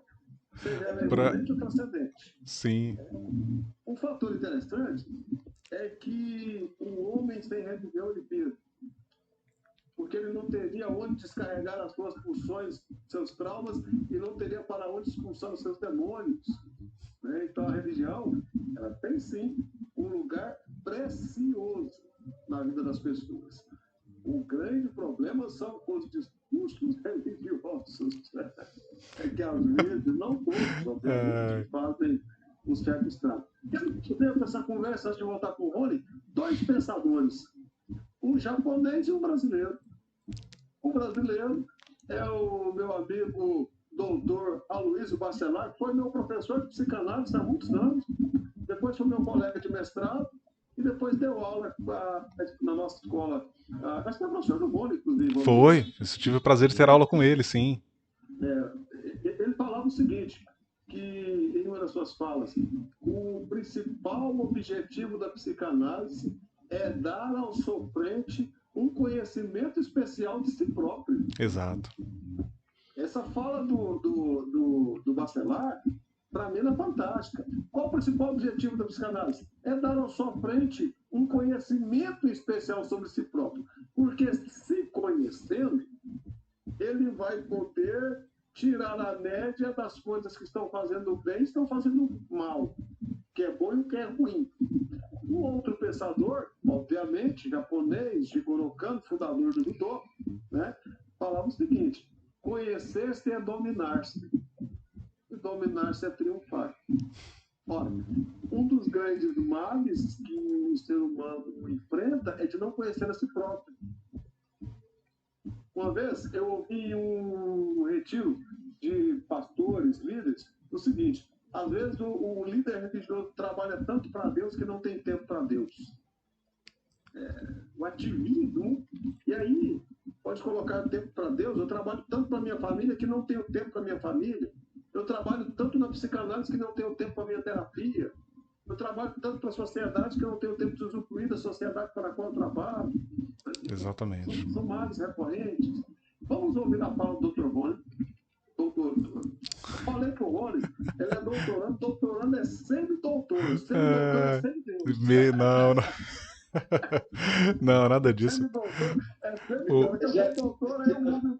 Não, olha, gente, eu digo para vocês aqui sem. Professor Isomar, eu ouvi um acadêmico eu acho que foi da Umesp, ele falando sobre o conhecimento. Ele diz algo muito interessante, né? Que quanto mais você avança, quanto mais você pesquisa, e o conhecimento ele vai ampliando-se, novos problemas se levantam. Então eu acho que isso provoca na gente, na verdade, mais uma humildade pedagógica mesmo, né? Você começa a ser menos categórico nas afirmações, começa a ponderar mais, isso é muito bacana. Mas eu queria voltar aqui, professor, a pergunta a um ponto lá que a Érica colocou. E eu até, pessoal, compartilhei com vocês aqui no chat, está disponível para todo mundo, eu coloquei o link de uma apresentação que eu preparei, vocês podem baixar gratuitamente, fiquem à vontade, tá no Drive, tá disponível lá. E eu até comentei essa dificuldade que a gente tem no movimento evangélico brasileiro de não dialogar com uma teoria a despeito de pontos controversos, seja a psicanalítica, a psicanálise freudiana, seja. Eu trouxe para a discussão aqui a questão do marxismo, que ficou muito sensível, inclusive, em função desse momento político que a gente viveu, seja propostas filosóficas, né? Nietzsche também é muito demonizado no contexto cristão. Eu acho que essa dificuldade, professor Isomar, aqui é uma aposta minha, falando como acadêmico e como um homem da igreja, como alguém que olha a parte de dentro, inclusive, né? Eu acho que essa dificuldade da gente, colhemos as contribuições, discordamos aqui desse ponto, é controverso, ok? Por exemplo, eu tenho uma crítica ao pensamento de Marx no sentido de que ele, em minha avaliação, ele reduz muito o estudo, a análise dele em torno das relações sociais na luta de classes. Isso para mim é um problema no pensamento de Marx. Até conversando com um amigo meu que é marxista, eu disse para ele, olha, mas há níveis de relações humanas que não se dão por um viés capitalista, orientado pelo lucro, pelo ganho ou por algum tipo de troca. Nesse sentido, a gente pode dar alguns exemplos, né? As relações afetivas seria um exemplo possível. Ele, muito marxista, né? Até discordou de mim, a gente ficou ali tentando aqui tentando produzir um diálogo, mas enfim, então eu tenho críticas, tenho reservas, mas isso não me impede de dialogar. Então eu entendo, professor Isomar, que esse ponto é um ponto de amadurecimento intelectual. Então você, olha, o professor Isomar está aqui, eu e o professor Isomar, nós tínhamos altos debates, né, professor? A gente conversava, e hoje quando eu olho para trás e lembro daquelas nossas conversas, que diga-se de passagem, foram muito proveitosas, tá, professor? Eu olho, faço esse olhar aqui para trás, e se eu for sentar com o Irisomar hoje para a gente conversar, algumas questões ali que eu discordava dele, hoje eu concordo, outras eu continuo discordando, mas isso não inviabiliza o diálogo entre nós. Então eu acho que isso é um estágio de amadurecimento intelectual. Só que a gente tem, e aqui eu ia dizendo anteriormente, né, a aposta que eu faço, Érica e todos os demais, para explicar essa dificuldade no movimento evangélico, é porque a gente tem no movimento evangélico brasileiro uma presença muito forte de fundamentalismos religiosos e teológicos. Então, o fundamentalismo ele é um fato verificado no movimento evangélico. E eu até coloquei, né, na apresentação, vocês vão poder ler depois lá na tela 20, de número 20, o fundamentalismo. E aí eu coloco, só que o fundamentalismo, ele pode ser religioso e também acadêmico, porque a gente percebe também inflexibilidade na academia. Acadêmicos que não estão abertos também ao diálogo ou a revisitar a sua proposta teórica, o que ele está afirmando. E aí eu faço uma ponderação, porque a ideia aqui também, pessoal, não é só potencializar problemas e dificuldades, né? A ideia é apresentar caminhos possíveis. E eu vou dizer, olha, ponderação ao fundamentalismo. O fechamento em si do saber teológico não só é inviável, eu estou citando a enciclopédia, estou fazendo uma autocitação, na verdade, né? O fechamento em si do saber teológico não só é inviável nos dias atuais, como pode gerar complexos e caricaturas dos problemas enfrentados pelas pessoas, inclusive no ambiente eclesial, que, não poucas vezes, é ele mesmo o gerador de problemas de ordem psíquico-emocional. Então a gente tem, vou dar um exemplo de como que o ambiente eclesial pode gerar. Isso está na sua enciclopédia? Isso está na enciclopédia, eu acabei de citar a enciclopédia. E está no artigo em PDF, professor Isomar, vou te mandar depois, se você quiser compartilhar para o grupo também, eu vou passar para você também. Vou dar um exemplo, pessoal. Eu não sei quem foi que criou isso na igreja evangélica, a noção de exclusão. E agora me permitam falar como um homem de fé. Essa coisa de exclusão nas igrejas evangélicas, a meu ver, é satânica, é anticristã. É uma coisa diabólica isso. Porque, pare para pensar, pessoal, como que você trata uma pessoa que cometeu algum tipo de tropeço moral pela lógica da exclusão? Então eu tenho um filho na minha casa, ele está com um problema, então eu ponho ele para fora. Eu vou tratar ele, eu vou curar ele pondo ele para fora. Então, essas práticas que se tornaram comuns na igreja evangélica ao longo de anos, né, são exemplos de práticas, de ações. Outra coisa que faz adoecer no interior de igrejas evangélicas, o boicote ministerial. Quem é que é ministro como eu já viveu isso. Quem é ministro em igreja evangélica há muitos anos, como é o meu caso, com certeza já passou por isso. Isso gera em você uma crise muito profunda, como gerou em mim. Eu falei, poxa, mas eu contribuí durante tantos anos, eu servi, eu estou aqui. Será que não há espaço para o diálogo? Por que esse boicote? Então, é uma violência simbólica muito grande. Mas as comunidades de fé, pessoal, elas também são espaços que podem ser espaços também de cura, de acolhimento. As igrejas pentecostais, por exemplo, elas estão repletas de pessoas que tinham uma vida anterior marcada pelos vícios, pela violência doméstica, pela dependência química, e no encontro que tiveram com Cristo, ou para falar aí nos termos das ciências da religião, né, nessa experiência de conversão, a sua vida foi radicalmente mudada. Então, a religião, pessoal, ela é uma ambivalência, de fato. Ela é um paradoxo, né, ela é ambígua. Ela congrega em si essas duas características. E por isso mesmo, professor Isomar, eu acho que a gente precisa fazer isso aqui, esse diálogo, buscar contribuições nas ciências humanas, na psicanálise, na filosofia, ouvir quem está falando de fora, ouvir quem está falando de dentro, para que a gente possa fazer o quê? Descartar? Não. Melhorar. Existe uma possibilidade de melhoramento, eu acho que isso é possível de ser feito. Respeitando, é claro, quem escolheu, como a Érica, né? Não, eu não estou mais na instituição, não é uma escolha. Ok.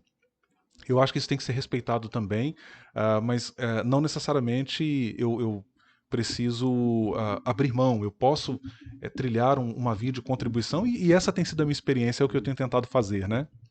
Obrigado, Muito professor. bom, muito bom, professor Rony. É interessante a questão da ambivalência, porque a ambivalência não é ruim, né? A ambivalência é bom. Tem um lado bom de ser ambivalente, porque você tem escolhas, não é?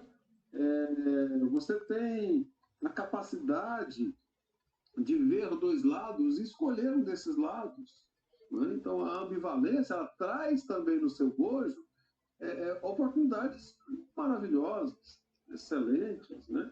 Agora, eu gostei bastante, Rony, da sua citação aí do sofrimento psíquico por meio desses discursos, né? Algo que eu percebi ao longo desse... Já estamos caminhando para terminar a nossa live, nosso bate-papo. Oh, que pena. Daqui a pouquinho estamos terminando, temos aí mais 10 minutos para fechar. Mas algo que eu percebi ao longo dessa caminhada é que pastores são seres sozinhos. Pastores, via de regra, não têm amigos, tem uma rede muito grande de pessoas em torno, mas ninguém confia de fato de contar os seus pecados. E é uma pena isso, né, professor? E é uma pena, porque por isso alguns suicidam. Exato. Né?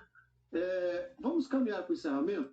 Eu vou ouvir rapidamente o pastor Manuel e o Cláudio, e depois nós vamos fazer esse breve comparativo, fechando o nosso bate-papo de hoje. Então, nós temos um total de tempo de 10 minutos para fechar. Temos que fazer tudo isso em 10 minutos. Pastor, a palavra do senhor para suas considerações. Já faça suas considerações finais. Da mesma forma, o Cláudio, e eu volto encerrando o nosso bate-papo. Ótimo. Vamos lá. A fala, eu acho que agrega bastante. E, claro, nós temos, às vezes, alguns pontos de vista, né? Nós podemos discordar em alguns pontos, mas, como provérbio, que o que nos une é muito maior do que o que separa, e isso também, dentro da religião e da psicanálise, soubemos aproveitar. Né? A questão das correções na igreja, concordo que tem alguns excessos, mas existe uma disciplina que é necessária para a cura também da religião, porque as pessoas não são muito boas e nós não somos bons, não temos que nos justificar como bons, né? E as pessoas manifestam isso no dia a dia e às vezes faz de forma até simulada, ou seja, está consciente do que está fazendo, mas querem apresentar. E na igreja é preciso, eu falo como ministro também, que nós precisamos às vezes agir assim. Eu acho que no consultório eu sou psicanalista e na igreja eu sou pastor. Então eu tenho que diferenciar as duas coisas. Muito bem diferenciada. Tanto que eu digo para a minha igreja, eu não sou psicanalista para eles. Posso usar alguma ferramenta, alguma coisa lá. Mas no consultório, se for me procurar, eu vou ser o psicanalista. Mas eu não sou, também no consultório, um pastor. Então, nós temos que saber diferenciar essas duas coisas e ter o cuidado. Porque quando Jung diz, conheça todas as teorias, domine todas as técnicas, mas ao tocar no ser humano, seja apenas outro ser humano, né? Apenas outra alma, né? Humana. Então, nós temos que ter esse cuidado muito grande e a responsabilidade, eu acho que falando aí na questão da religião, é que é muito grande. Um pastor que é um terapeuta, um homem de fé, que seja ministro, pastor ou obreiro, que ele também é um psicanalista, é um terapeuta, ele jamais deve achar que vai resolver algumas patologias que estão existentes, alguns transtornos, com oração, dizendo, vai orar. Não é por aí. Né? Então, a gente tem a questão de responsabilidade. Esquizofrenia não se resolve com oração, né? Transtornos psicopatológicos, que é uma área do Fernandes, ele sabe disso, também não. Né? Não tem vontade, só para registrar, não quero ser maçom. Não quero, já estudei a maçonaria, eu não posso dizer que eu conheço, que eu não fui de lá, como você conhece, mas eu não quero ser, não tenho disposição para ser também. Respeito. Claro, é a parte, né? Comentários à parte. Mas eu acho que nós podemos estar preparados para receber o homossexual, o homoafetivo, as pessoas homoafetivas, as pessoas que são de religiões diferentes, as pessoas que pensam diferente. No consultório nós temos que estar dispostos. Assim como a igreja também está aberta a todas as pessoas. Agora, quando fala participar do altar, participar de comunhão, estar ali na coisa que é séria, existe também uma seriedade, existe disciplina, desculpa, é meu pensar, sem excesso, volto a dizer, mas tem que ter uma disciplina até como uma medida pedagógica de correção, de cura, para que a pessoa seja curada ali dentro dos conceitos religiosos. Quando vamos para o consultório, nós temos que agir dentro da psicanálise, que ouvir, pontuar, intervir quando necessário. Eu acho que isso tudo é muito importante. Mas obrigado, se deixar eu vou falar muito no... Pastorzão, Perfeito, meu irmão. Ó, professor, um adendo bem rápido. A dica para você. Convida o professor Rony para dar aula de psicanálise. Você não vai se arrepender. O cara Ah, é obrigado. Pastor, depois passo o contato para o Rony. Está combinado aí, professor. Vamos aqui agora, rapidamente, ouvir os outros colegas que querem falar. Eu só vou pedir para ser breve, porque realmente nós temos que fechar o nosso tempo. Então, vamos com a palavra. Eu queria citar a Érica, ela fez sobre a questão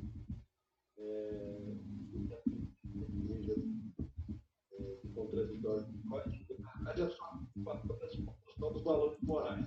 Em suma, pode se resumir o grande temor da instituição é a desconstrução dos valores morais que pode ocorrer na psicanálise em relação a esse tratamento aí, principalmente das funções e do desejo, né, do id.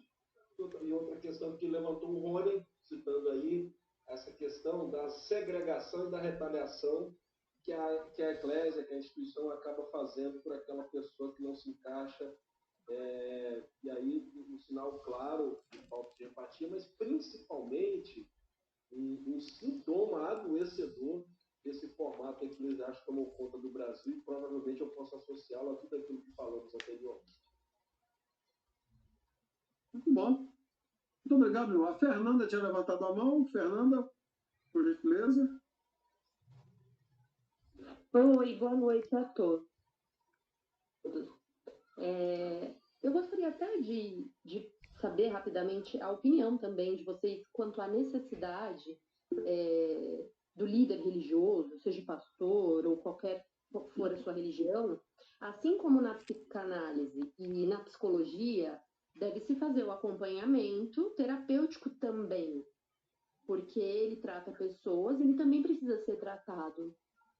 Eu sou uma jovem, tenho 35 anos, meu esposo é pastor há 25 anos, e eu vejo que na igreja existe ainda essa resistência quanto à psicanálise, à terapia, a tratar dessa parte também. E como o pastor cuida de tantas pessoas, por que também não ser cuidado? Né? Eu vejo um preconceito muito grande, uma resistência, tanto de mulher quanto da parte dos homens também, mas principalmente acho que dos homens, pelo menos isso é o que eu vejo, que eu acompanho. O pastor ou líder, ele também precisa desse cuidado, né? Não sei o que vocês pensam sobre isso, gostaria de ouvir rapidamente assim, a opinião de vocês quanto a isso. Obrigada pela atenção. Muito boa. Se me permite, o meu tempo de clínica, a experiência de clínica, nos deu a oportunidade de atender alguns pastores. E realmente existe uma dificuldade, um bloqueio muito grande por parte dos eclesiásticos, da grande maioria deles, de ser tratados. Por alguns motivos. Primeiro, imagino eu, pela capacidade de pensamento de que o santo homem de Deus não peca. Mas se eu expor os meus pecados aos meus amigos, meu ministério está comprometido. Se eu expor isso ao analista, eu posso ter os meus segredos expostos, então eu prefiro ficar no meu período de reclusão. E nesse período, eu tive a infelicidade de acompanhar muitos pastores depressivos, desejos suicidas, a ponto de divorciar-se das suas famílias, abandono do ministério pastoral, exatamente pela falta de acompanhamento. E a terapia psicanalítica tem uma questão muito interessante de que você não atende o seu amigo. Porque o seu amigo não te conta os seus piores demônios, os seus piores desejos. Ele vai selecionar para você o que ele te diz. Por isso a terapia pastores, pastoreando, pastorinhos, pastores, é bom até certo ponto. mas os principais demônios que aterrorizam as mentes e os desejos pastorais que são tratados dentro do aconselhamento, por falta de confiança. Existem exceções, mas talvez a falta desta compreensão por parte da igreja de que o pastor é homem e o homem sofre, de que o líder é ser humano e o ser humano sofre, e sim, ele precisa de acompanhamento terapêutico. Tal como o psicanalista precisa fazer psicanálise, o psicólogo precisa estar em constante análise, o pastor também precisa de ajuda. De oração, sim. De acompanhamento pastoral, sim. De acompanhamento terapêutico, também. Né? Então, se me permite dar essa resposta, é uma impressão que eu tenho da experiência colhida ao longo dos anos, dos últimos 20 anos, trabalhando com psicanálise. Bem, estamos caminhando para o encerramento. Ficaria aqui a noite inteira, mas amanhã, às 3 horas da manhã, estarei embarcando para Goiânia. Logo, daqui a pouco eu tenho que fechar a mala para dormir. Fala, pastor, e faz umas compras lá semana passada, muito bom, hein? É maravilhoso. Quero fazer um breve comentário sobre o que é parte dos discursos. Vou falar rapidamente, depois eu vou disponibilizar aí, passar para o Rony passa para os contatos dele, eu posto para o Sergix, fica tudo certo. Psicanálise e religião. Uma breve comparação dos discursos. Na psicanálise, trabalha a centralidade do ego, na religião a centralidade da alteridade. Coisas distintas. Na psicanálise, o sofrimento pode ter origem na criação, no parto, no -9 e na vida como um todo. Na religião, no discurso religioso cristão, o sofrimento é fruto do pecado e das escolhas erradas. E as escolhas erradas também são fruto do pecado. Ou seja, ponto. É pecado e pronto. Né? As neuroses podem gerar retenções em certas fases da vida, no discurso psicanalítico. No discurso religioso, o pecado escraviza o indivíduo e o diabo retém. Essa retenção é coisa do capeta. O diabo retém nas práticas pecaminosas. Só pode ser liberto por jejum e oração. O cara ora, jejua, morre de fome e continua fazendo as mesmas coisas porque esse problema está no campo da saúde mental. Tem que orar, sim, mas fazer terapia ajuda.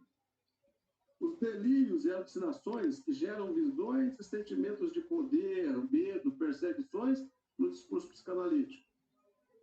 As visões e revelações são frutos do Espírito Santo. E o medo é consequência das perseguições do diabo. Aí no discurso religioso. Os sonhos com terrores noturnos, discurso psicanalítico.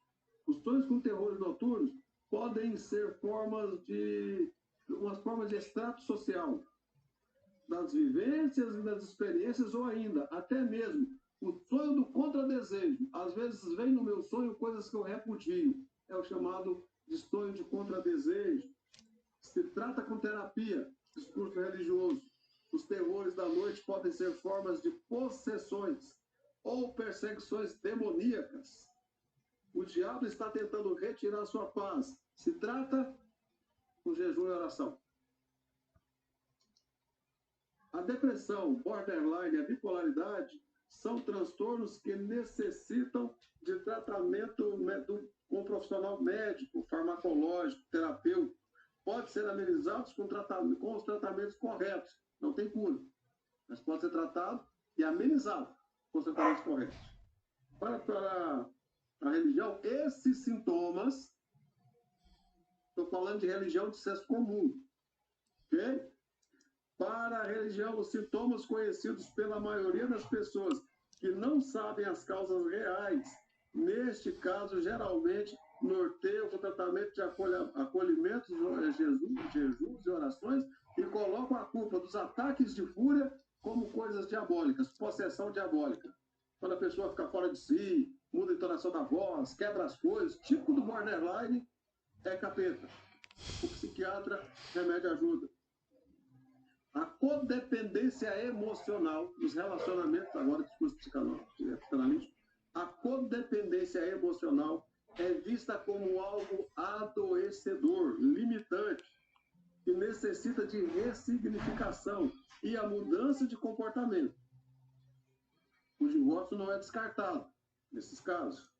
Quando necessário, se for necessário, o divórcio não é descartado nesses casos.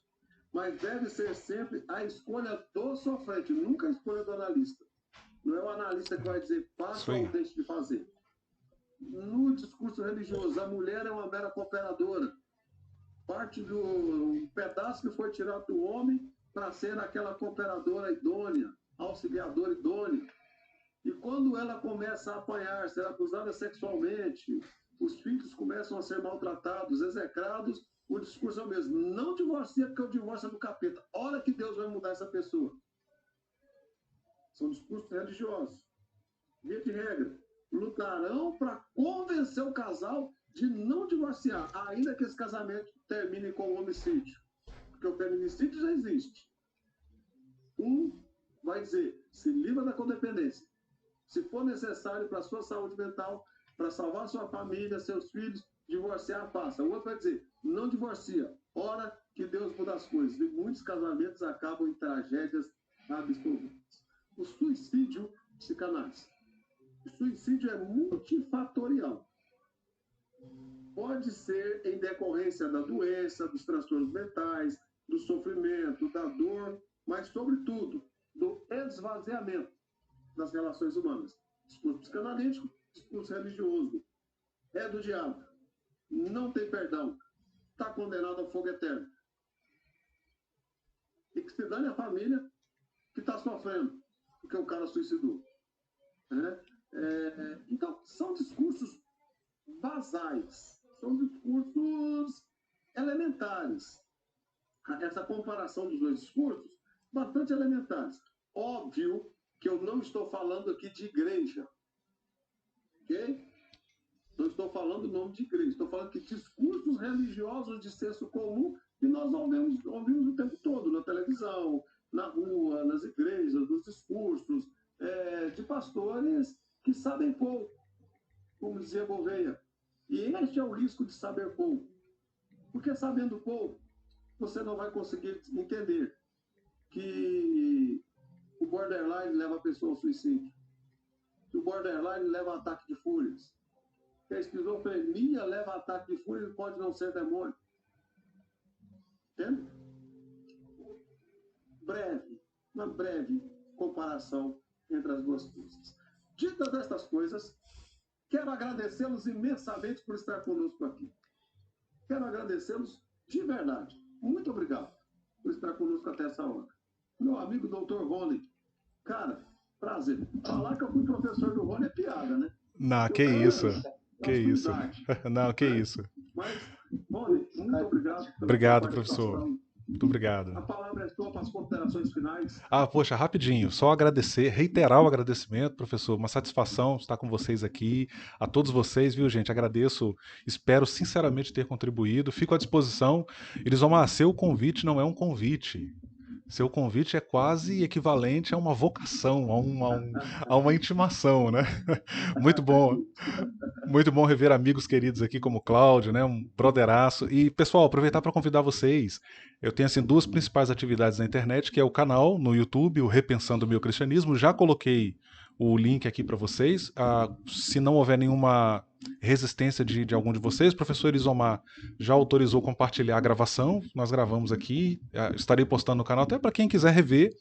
E também o meu blog, que é o www.teologiavida.com. Repetindo aí, www.teologiavida.com. E os meus livros, pessoal, para quem quiser adquirir, no caso da enciclopédia em particular, vocês encontram na Amazon, encontram na estante virtual, no site da editora, a editora Reflexão, e agradeço aí muito a vocês pelo interesse. E, professor Elisomar, uma última fala, só um adendo, a fala lá do pastorzão, pastor Manuel, né? Só uma observação rápida, eu acho que se estabeleceu de fato uma possível divergência, e tudo bem, isso é normal, isso é diálogo, né? Mas eu faço uma distinção, pastor, entre exclusão, como eu falei aqui, e a disciplina. Eu entendo que a disciplina de fato é bíblica e ela tem uma finalidade terapêutica para incluir a pessoa de fato na comunidade de fé. Só fazer esse adendo, porque às vezes a gente faz aquela provocação, mas não conclui, né? Aí fica a coisa meio sem uma explicação. Obrigado, professor Elisomar. Obrigado a todos. Meus amigos, muito obrigado. Se Deus abençoar, em breve estaremos juntos novamente. Fiquem à vontade para sugerir temas como este ou outros temas que queiram debater aqui. E a roda de conversas continua. Até breve. Muito obrigado pela participação. Boa noite a todos.